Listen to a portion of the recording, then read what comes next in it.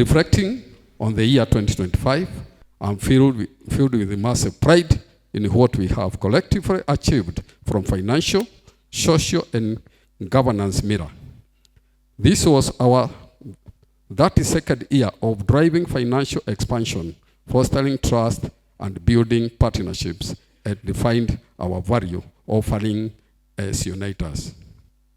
In the year 2025, Unaitas remained true to our vision of becoming a preferred financial service provider by building a sustainable banking institution, returning a total revenue of Kenya shillings 4.54 billion and a profit before tax of 1.73 billion. This is the highest we have ever achieved as Unaitas. So this year, we thank God that we improved. The theme of this meeting is connecting members to people, to opportunities. We know an ego has very sharp vision. It soars high, so it's able to see a lot of things from the horizon, and it's able to plan itself and plan the journey ahead of time. So the board, as the vision bearers, they are represented by the ego that is able to see far and wide. Our mission is to transform lives, and that is represented by the pride of lions. And finally, you can see our values, represented by the elephant. The elephant is known to be a very social animal. They have very good memory, but they're also big. You cannot miss them. In terms of governance, they are known to be very organized. The older generation, they lead the others, and they are consulted by the others throughout. You had a revenue of 4 billion, 4.5. But because you are forward-looking, and I like your pictorial communication, the ego, you are seeing very far. Rather than spending the 4.5 billion just to please members, you have decided to have some retention so that you strengthen the institution. Then the same way, can you make the deliberate move to onboard more youth into Unaitas Sacco? The future of Unaitas is heavily dependent on the youthful membership you will have. And as we have youthful population in your membership, let us also try to see how can we nurture them to enter into the management, into leadership. Either having a sizable number also in the delegates, and possibly even sparing one director's position for them.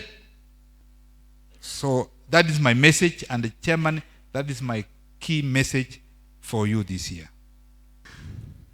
For the total assets, as it was mentioned by our chairman, we closed with a total assets of 29.6 billion. Prior period, we had 26.1. That's a growth of 13%. I'll not mention all the numbers here. The other number that I want to comment on is retained earnings. We closed with a total retained earnings of 3.6 billion. Prior period, we had 2.8. That's a growth of more than 10%. Core capital, we closed with 9.8 billion. Prior period, we had 8.6. And also there is the statutory reserve, the 20% mandatory requirement to reserve all what we've reported in terms of surplus. Our total statutory reserve stood at 1.8 billion.